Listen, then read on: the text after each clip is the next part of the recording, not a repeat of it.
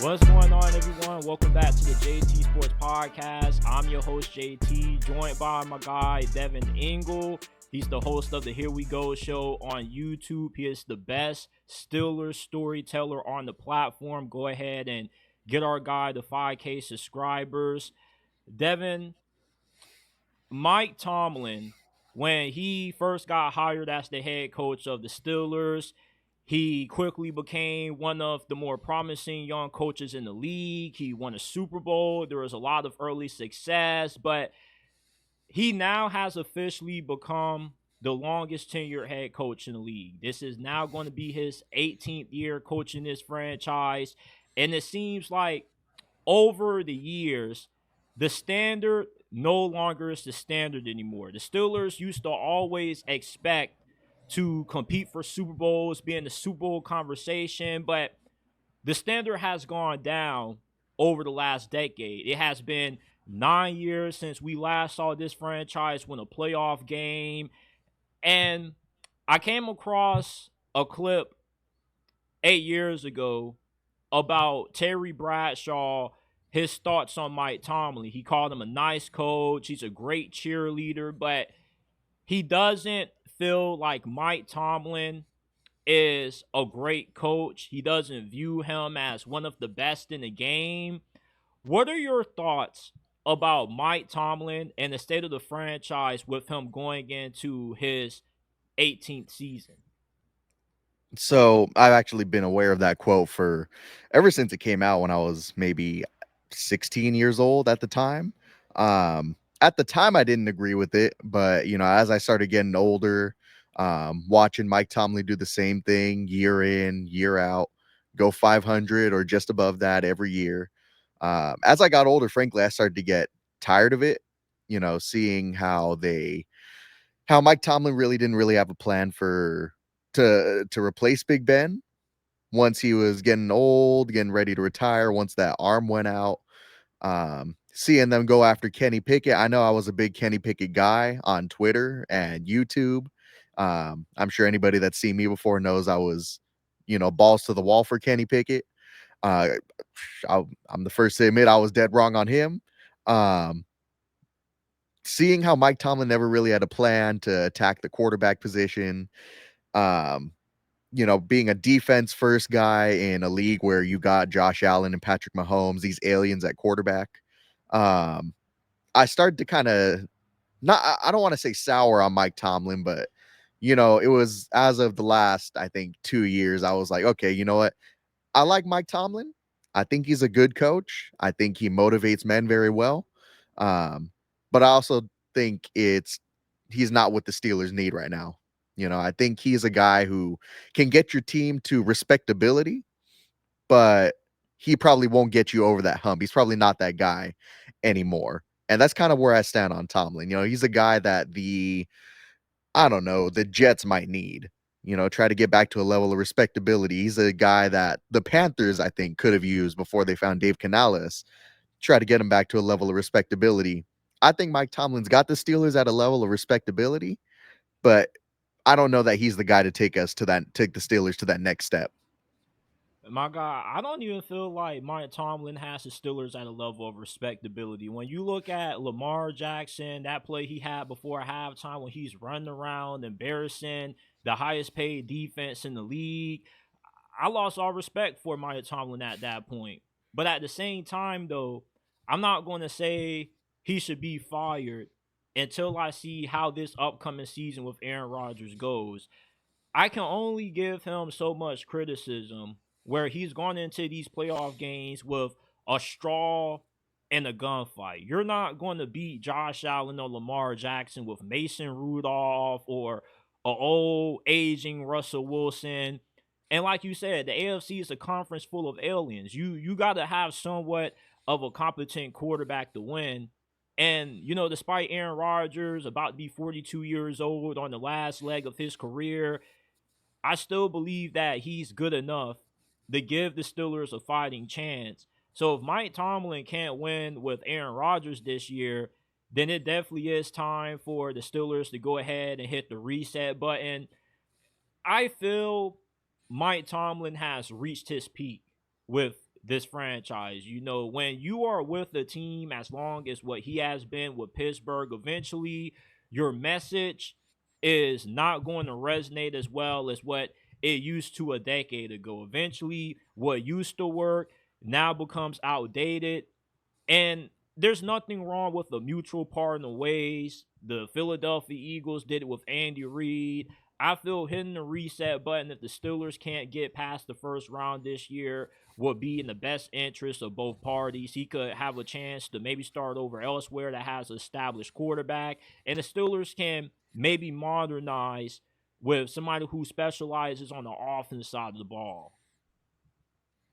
Oh yeah, no, I agree with you. Like there's a point where when you do the same thing year in, year out, you know, maybe you get the Steelers to a level of respectability, but if you can't really take your team to a step above that, that's when it becomes insane instead of respectable. And what blows me is he loves this. He loves to go to the podium and say, "Man, the definition of insanity is to do the same thing over again and get the same results." But we still keep doing the same damn thing and getting the same results. We keep playing musical chairs with the quarterback position. Kenny Pickett, Mitch Trubisky, Justin Fields, Russell Wilson, and now we're running it back with another Band-Aid? Come on now. This is insanity. Yes, it is. I mean, I get a lot of people that roast me in my comment sections. That's not the definition of insanity, Devin. Yeah, it is. I mean, my look, you say your favorite is when he talks about insanity. My favorite is when what's his biggest thing? The What does he standard say is the about comfort? standard. No, not that Oh. one. Comfort. Well, We're not. we're I not don't here to like seek comfort. comfortability. Yeah, I'm not here to seek comfort. Like, But also Russell Wilson makes me comfortable. Aaron Rodgers, even though we're in early May now, makes me comfortable. He seeks comfort all the time, and I'm tired of it. I wish he would just call it like it is sometimes. yeah, just say, I'm Stevie Wonder when it comes to quarterback. I'm Stevie Wonder when it comes to the offensive coordinators. But speaking of comfort, if you haven't already, smash that like button, subscribe to the channel, turn on post notifications so you don't miss when we drop new content. The Steelers drafted a quarterback, but not the one that I wanted. I wanted Shedeur Sanders. I was really upset that he went to the Cleveland Browns, and they end up opting for Will Howard in the 6th round. Obviously, he had a really good season last year, led Ohio State to the national championship. I feel he embodies the personality in the city of Pittsburgh. He's tough, hard nosed, but I still feel he's kind of lacking certain traits that help elevate the Steelers to a Super Bowl level. But what are your thoughts on Will Howard, and how much upside do you think the Steelers are getting in him? Oh, I'm right there with you. When number one, I also wanted Shadur. When they took Will Howard, I'm like, yeah, he's cool. You listen to him talk. He's seems like a really awesome guy, really coachable guy that I'd love to have a conversation with. Um, but at the same time, you spend a 6th round pick on him. I mean, like you said, he's not a guy with any elite traits. You're not drafting Will Howard because he got a super strong arm. You're not drafting Will Howard because he's Lamar when he runs a football. You're not drafting Will Howard because he can diagnose and pick apart a defense. Like, nothing he does is at a level you want it to be, to be starting on Sundays every week.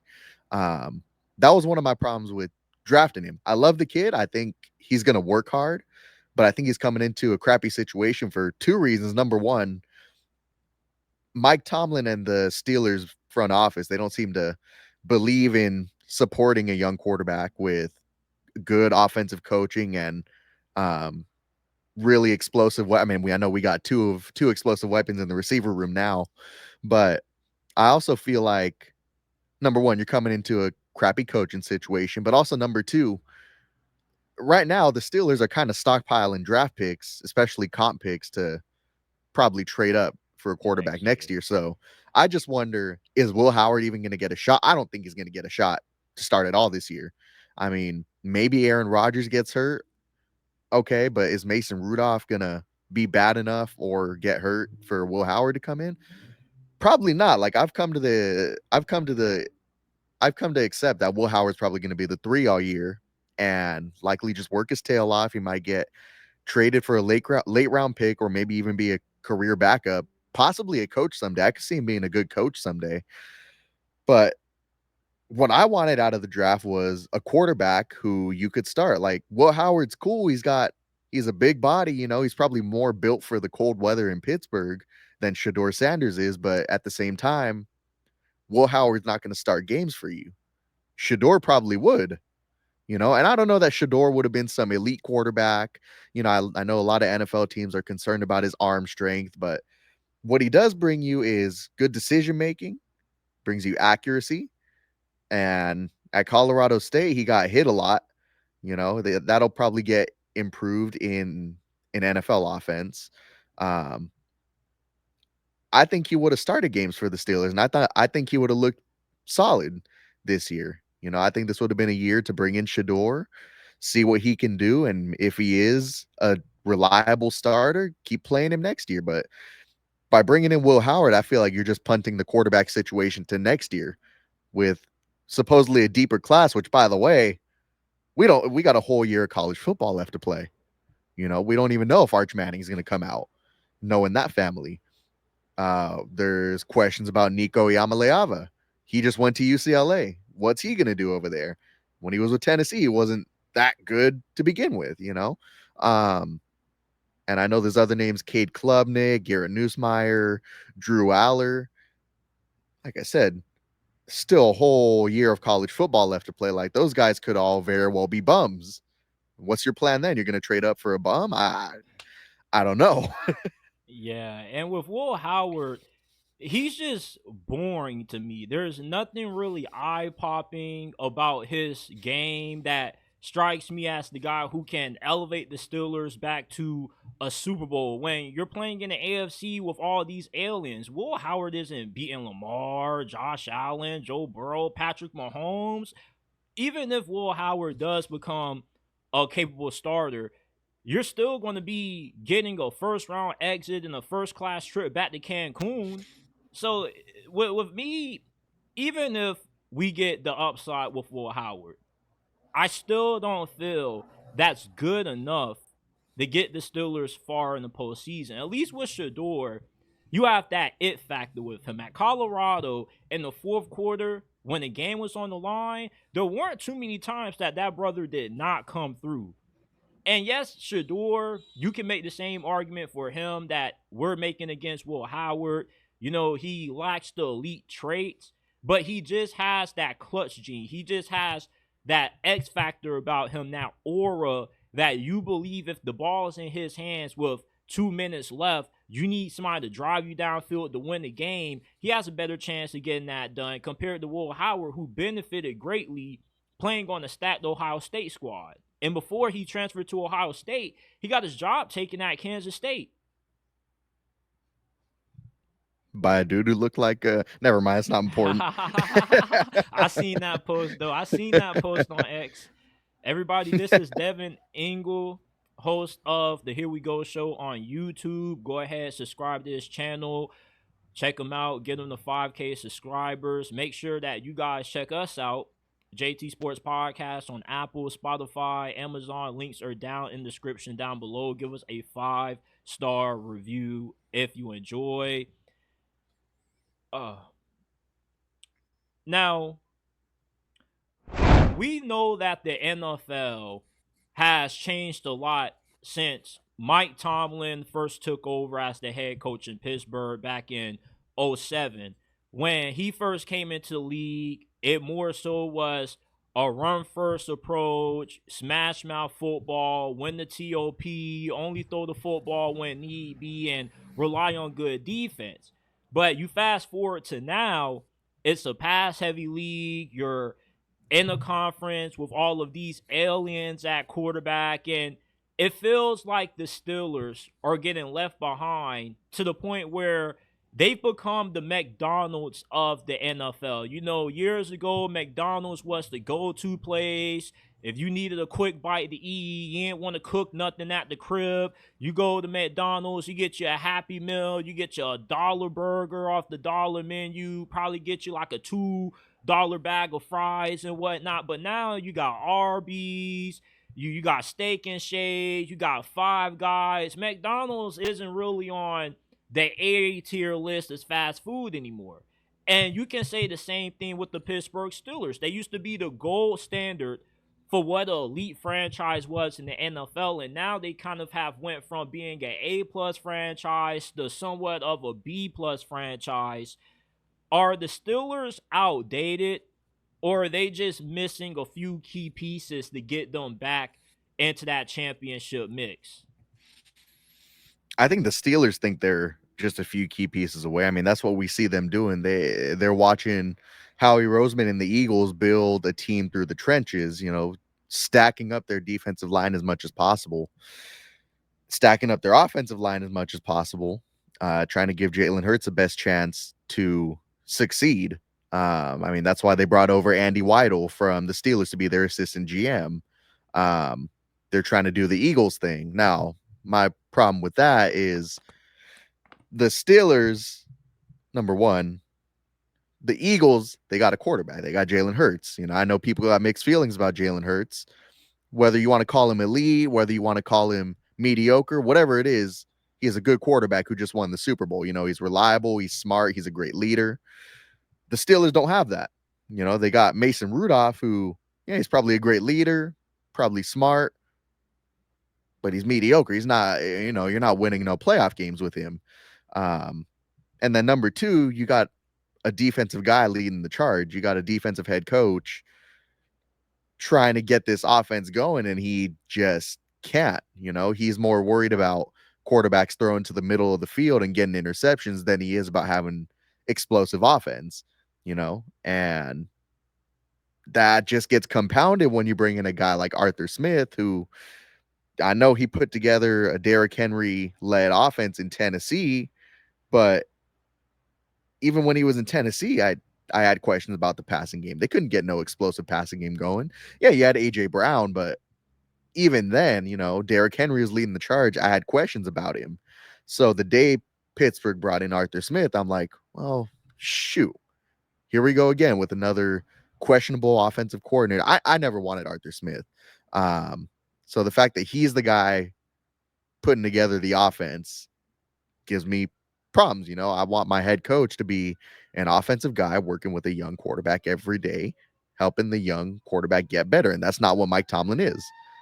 He's there to limit his young quarterbacks. He's there to, hey, Kenny, sorry, there's a fire truck going by.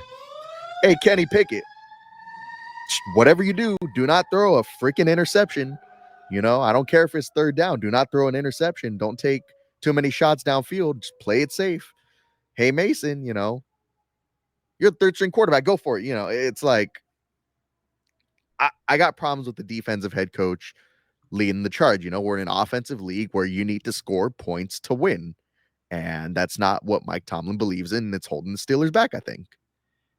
When you look at the difference between the Steelers and the Ravens have always had a good sense of knowing when to pivot. From going to Joe Flacco to Lamar, completely two different styles of quarterbacks. When the Steelers passed on Lamar in favor of Terrell Edmonds, to getting rid of Greg Roman, despite making it to the postseason, having success with him, and going with Todd Monken, who runs somewhat of a pro-style spread offense, but still incorporates a lot of college concepts into the scheme, which is why we've seen Lamar Jackson elevate to a level that nobody even expected him to be capable of. If you would have told me a few years ago when Lamar got drafted, and I was higher on Lamar Jackson than anybody, but I never thought he would turn into a 40 touchdown, 5 interception kind of player. But the Steelers, though, they're just stuck in this old mentality that this is what worked in the past. When you think of all of the great names the Steelers have had, the steel curtain always sticks out at you. We haven't seen that caliber of defense in years. And I felt Well, Brian Flores joined the staff a few years ago. That was the Steelers starting to make that transition to becoming more modern. You see with Brian Flores, he runs a lot of blitzes, which is kind of the way that you have to go about stopping these aliens at quarterbacks, because you don't want to give them a bunch of time to throw, because when Mike Tomlin goes against these QBs and he can't get that pass rush going, you saw what happened on Christmas against Kansas City. That was their best showing on offense all throughout the regular season up to that point. So I feel the Steelers at this point, they're still a well-ran operation. They're going to get to the playoffs, but until they're able to accept that, we got to start trying to replicate what some of these other teams in our conference are doing. We can't keep thinking that in the year 2025 we're going to win with just randos at quarterback. We're going to be able to win with a 41-year-old quarterback, or a quarterback in Russell Wilson who is just a carcass of what he used to be in his prime. We need to get younger. We need to get athletic quarterback that can really move outside the pocket. And we had that in Justin Fields, and we pushed him away. Yeah, I mean, so many times. I mean, even with, with Kenny Pickett, I watched Mike Tomlin tell him, "Hey, you're going to be a starting quarterback. Actually, we're going to bring in Russell Wilson, but you'll still have a chance to compete. Hey, actually, Russell Wilson has pole position, and that's his job from the start, And I think people get mad at me when I say this, but I think Kenny lost trust in Mike Tomlin and the organization and left. You want to know something crazy?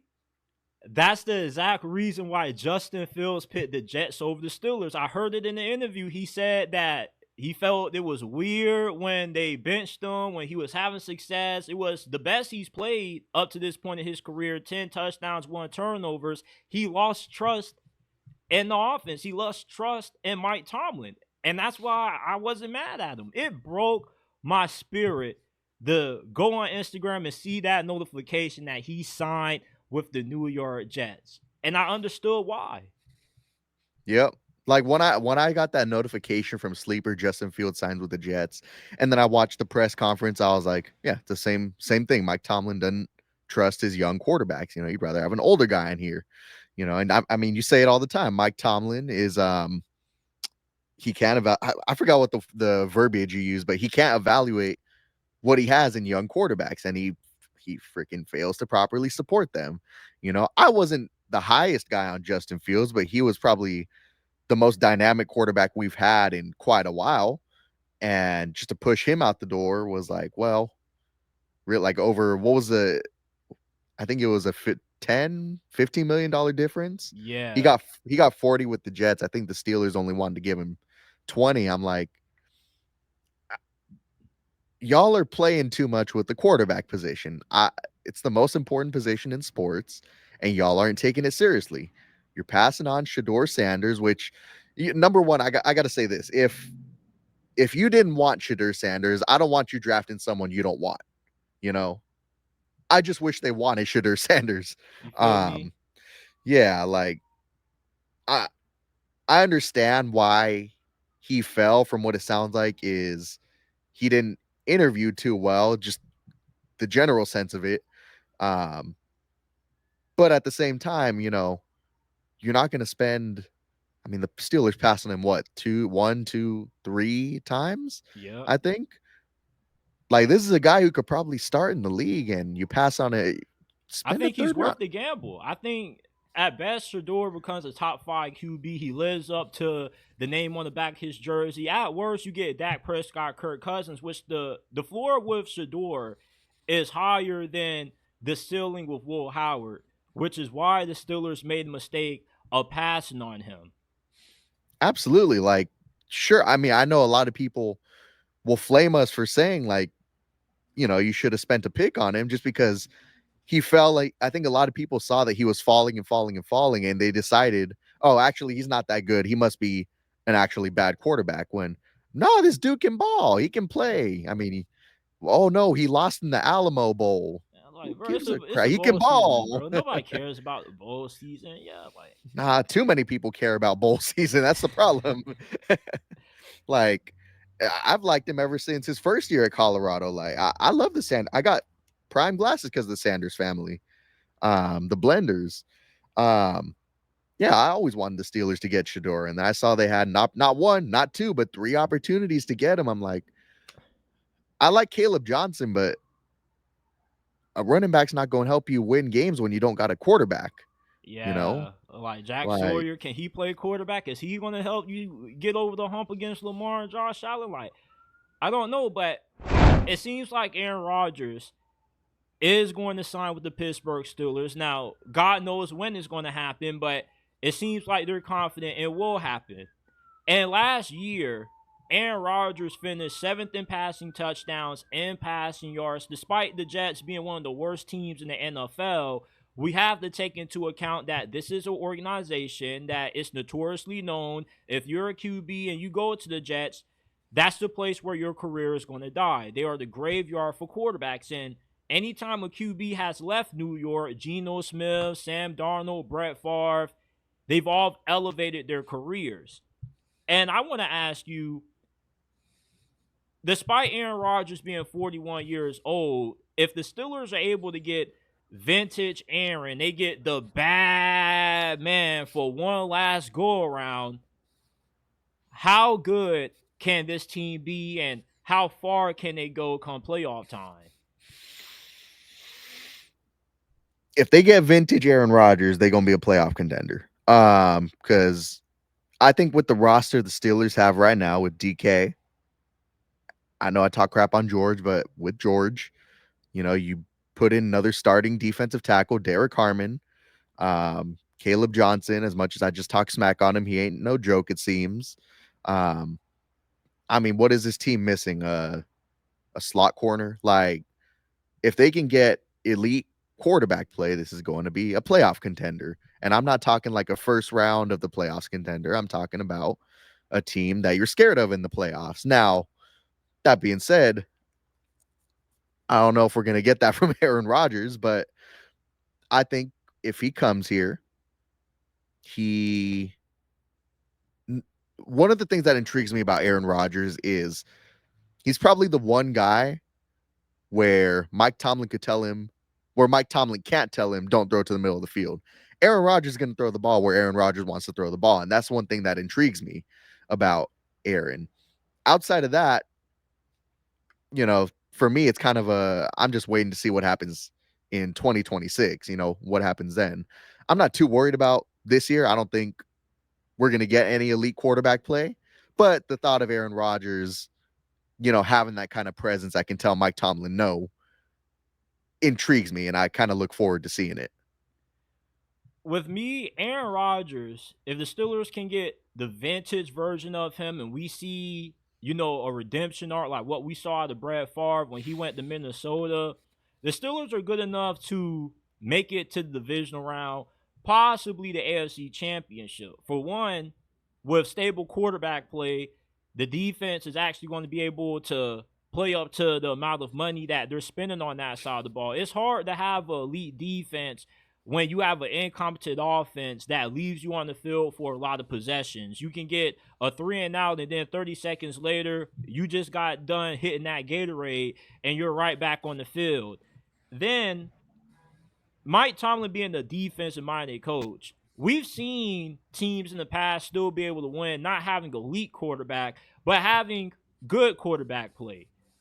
The Baltimore Ravens, when they won their last Super Bowl with Flacco, he was able to play good enough for four straight games. That's all you really need out of Aaron Rodgers. Aaron Rodgers, he won't fizzle out like Russell Wilson did or any of the past quarterbacks the Steelers have had. And I think he could be better than what Big Ben was in the later stages of his career. What hurt Big Ben is the dude was a turnover machine come postseason. Like, the dude had the Steelers down damn near 1 million points and only the second quarter against the Browns with an interim head coach. Same thing happened against the Jacksonville Jaguars coming off a bye.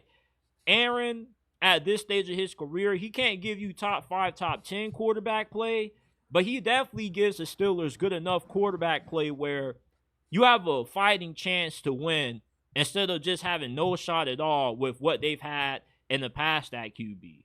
Would you agree with that? Yeah, yeah, absolutely. Like when Ben was in the playoffs, especially towards the last 2, 3 years of his career, it looked like he just forgot how to read a defense. He's just focusing on He's just getting doing the that shit. ball. Yeah, yeah. Like with Aaron, I know there's a lot of questions about him, but one thing you don't question is, yeah, he can still read a defense. He was still a good quarterback last year. He wasn't great, but he'll probably give you stable quarterback play, you know, and the rest of the other shit will just sort itself out. So the Steelers' biggest offseason acquisition by far was trading for DK Metcalf. And now you pair him up with George Pickens. It looks like Pickens isn't going to go anywhere. There were speculations about him possibly being traded, but with them running it with these two for a year, you have to expect that not only are you going to have one of the best receiving cores Aaron Rodgers will be throwing to, but probably the biggest bullies in the NFL. I can't think of any defense that wants to line up against the two most physically imposing receivers in the league. You got DK Metcalf, who's like the new generation of Terrell Owens, and then you got George Pickens, who can just catch everything you throw his way. What are your expectations for how good the Pickens DK Metcalf receiver duo will be this upcoming season? Honestly, I haven't really had any expectations for them. It's more so intrigue. How is that going to work? Because with last season, you had George Pickens on one side. You had the high safety shading to his side of the field, so he didn't get as many touches as you would like him to. And on the other side, you had a platoon of Calvin Austin, Van Jefferson, Ben Skoranek, Scotty Miller, and every now and then they throw in Mike Williams in there, the 5 snaps he got all year. Um, so yeah, the receiving core was limited last year. Now with this year, which side of the field is your safety going to shade to? Is he going to shade to the side of the field with DK on it? Oh, well, then I'll just throw the ball to George Pickens and he'll make a play. Oh, the safety's going to shade to Pickens' side? Oh, I'll just throw the ball to DK and let him make a play and throw someone to the ground. So I'm intrigued to see what those two guys can do this year. As much smack as I talk on George Pickens, I gotta I gotta watch my mouth when it comes to him. But I'd be damned if I didn't say he's a good catcher of the football. I'd love to see what he can do when he's not the only guy in town. When did he have his biggest year? It's when Deontay Johnson was here. That's when he made the most plays. You know, so when George Pickens gets kind of like Juju, when George Pickens gets to be a 2, I'd like to see him eat. So we'll see what happens there. It just really depends who's going to be throwing him the football. And it's really interesting because you have two of, or potentially three of the biggest personalities in the NFL on one offense. You got Aaron, you got DK. We know how he can get at times. More so not going at it with the team, but getting into it with the opposing defenses. And same thing with George Pickens. Hell, if we see anybody on the Browns talking smack this year, they damn near just might get jumped by both Metcalf and George Pickens. I don't think any opposing defense, it'll be smart for them to talk shit to any of these guys. Hell, they keep asking the question, one man versus 100 gorillas. Give me George Pickens versus DK Metcalf against 100 gorillas, and I like them to win that matchup 1,000,000 times out of 100. Shoot, DK might take that on his own. George Pickens he's gonna go write some cease and desist letters to me on his off time. But, oh my gosh. But no, yeah, I'm excited to see those two physically imposing guys, especially DK. Like George is tall, DK is big. Big. Pause. Yeah, he's like a linebacker playing receiver. It's like, Yeah. you feel me? And then with the speed that he has after the catch. And then imagine if we can get a healthy Roman Wilson. Because he can play. I was pretty high on him, although he wasn't my preferred receiver that I wanted us to draft. Like, he is pretty smooth, and he does look like he could be a good complementary piece. Calvin Austin, with his limitations, with the size, he's just more so a big play, deep threat. With Roman Wilson, you get a lot more out of him. And you pair that up alongside the Pat Fryermuth. So in some capacity, getting DK Metcalf somewhat has completed the Steelers' offense, at least from a skill position standpoint. Outside weapons shouldn't be the question. Honestly, I'm just hoping Broderick Jones figures it out on the left side of because he's moving to the left side of the line this year. And if he doesn't, he's got to figure it out real quick, because if he doesn't, it's not going to matter if George Pickens and DK Metcalf can run 1,000,000 yards downfield if Aaron Rodgers is on his back, and Aaron Rodgers coming off of an Achilles injury, and he's going to be 42 years old. He's not escaping that pocket anytime soon. Yeah. So if you're gonna have a bad offensive line, and by the way, you're hoping Troy Fautanu comes back and stays healthy.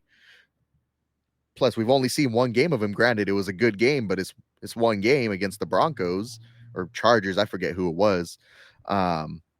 You got to hope the offensive line can give you some kind of protection, because if they can't, what's going to happen? Well, you don't have time for George and DK to run deeper developing routes. You got to hit him on a shallow crosses or something quick to get the ball out to him.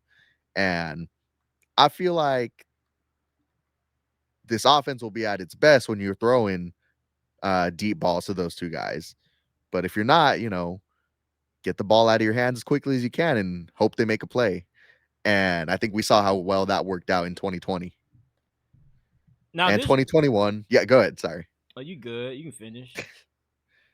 No, yeah, 2020, 2021, 2022. It was all about getting the ball out as quickly as you can, and it limited the offense because you didn't have to guard the Steelers deep.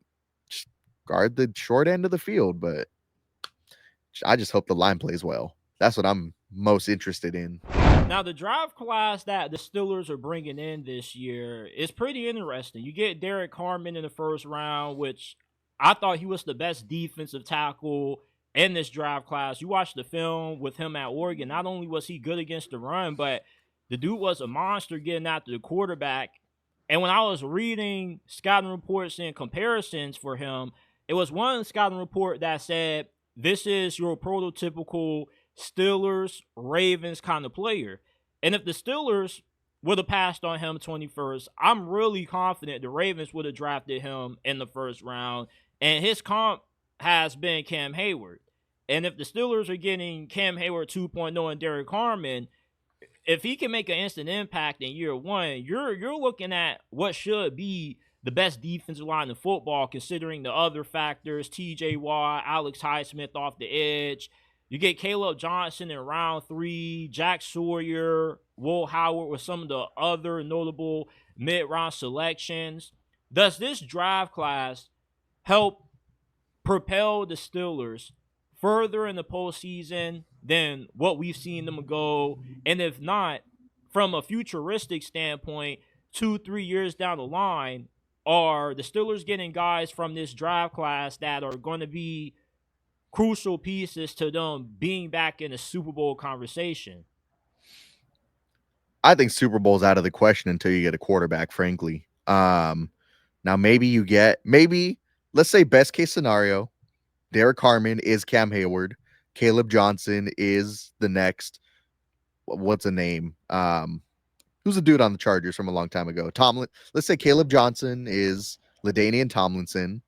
Let's say, who else do we get? Y.A. Black, which is how you say his name, I guess, is a great depth piece. Let's say Jack Sawyer is TJ Watt 2.0.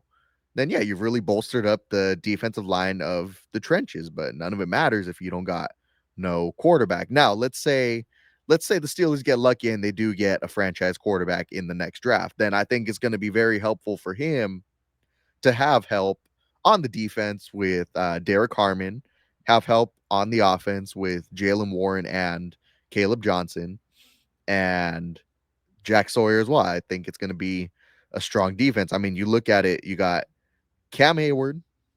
If you got a nose, it's going to be Keanu Benton. Your other defensive tackle is going to be Derek Harmon. Then you got TJ Watt and Alex Highsmith. You can't just go one-on-one for all 5 of those guys. You're going to have to chip in a running back for some help to handle them. And even then, that's going to be a problem. I think best case scenario, they're going to get the hell after the quarterback, which I'm intrigued to see. If it's clear the Steelers are trying to pursue what the Eagles did to Patrick Mahomes in the Super Bowl. And if this draft helps them get even closer to that, then I'd say it's a successful draft. Now, Super Bowl, let's get a quarterback first. Yeah, and with the Caleb Johnson pick, my issue with him is he's no different from what you had in Najee Harris. He ran 4.58. He's not super explosive. There's not really a big gap in his game compared to what you had in Najee. If the offensive line is better, then he could be a lot better than what Najee Harris was. But Najee Harris could have been a lot better if he had a better offensive line. I just didn't understand the selection there when their whole philosophy, at least I thought going into this offseason, was they wanted to be more explosive. And even with the 1-2 punch between Caleb Johnson and Jaylen Warren, if you're relying on Jaylen Warren, I think Jaylen Warren is a pretty good role player for what the Steelers need him to be, a spark plug, be that change of pace back. But I much rather them have gone after a Woody Marks or a more dynamic back, somebody that was in that 4.4 range, not somebody that's running low 4 or low 4.5. And with Jack Sawyer, I like him a lot. I think he's really good against the run. I think he can turn into a pretty productive player. The Steelers normally do a really good job at drafting good pass rushers. Alex Highsmith was like a day 2, day 3 selection out of Charlotte.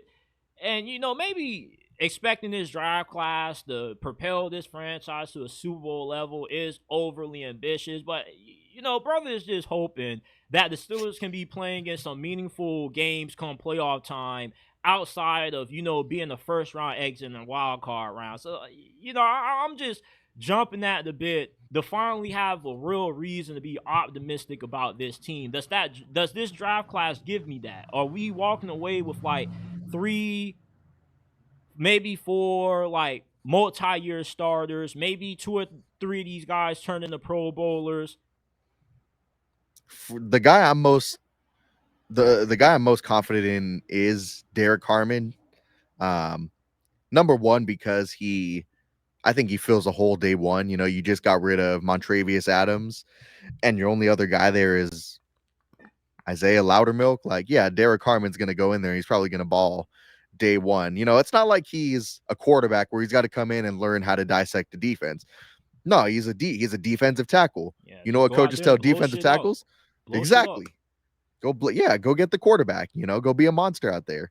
So I think he's going to be productive day one. I think it's probably the most complete front seven in all of football. Well, okay, the Eagles are probably the most complete, but I think this will get the Steelers as close as you can to that in that conversation. We'll see if Cam can stay healthy. We'll see if TJ can stay healthy. I'm not too concerned about Alex Highsmith staying healthy. Didn't he just get hurt? Yeah, regardless, he did miss a little bit of time last season. Yeah, but regardless, if all those guys are healthy, then I think that's a defensive line that quarterbacks and offensive lines are going to be afraid of. They're going to want to get the ball out quick. And that's exactly how the Eagles beat Patrick effing Mahomes in the Super Bowl. They got after his ass because not all 5 guys can block that Eagles defensive line. I think that's clearly what the Steelers are trying to do. And if Derek Harmon can be an absolute monster, then I'm excited to see what that defensive line does. Everyone, this is Devin Engle, host of the Here We Go show. Go ahead, subscribe to his channel, get him to 5,000 subs. He's really close to reaching that milestone. We appreciate you for coming on, my guy. Make sure that you guys hit that like button, subscribe. Helps us rank higher in the YouTube search algorithm, helps us grow. Check us out on Apple, Spotify. The JT Sports Podcast is available wherever you get your podcast from. The links are down in the description down below. If you enjoyed this episode, we'll greatly appreciate it if you give us a 5-star review. And Devin, we appreciate you for coming on here, and we're gonna let you get up on out of here so you can maybe catch the Thunderbolts. Let's go see how that movie is. But yeah, check out the channel. You know, I'm not posting too much because I'm pursuing a student teaching thing right now. But once that's over, I'll be back on actively. Absolutely, man. We appreciate you for coming on.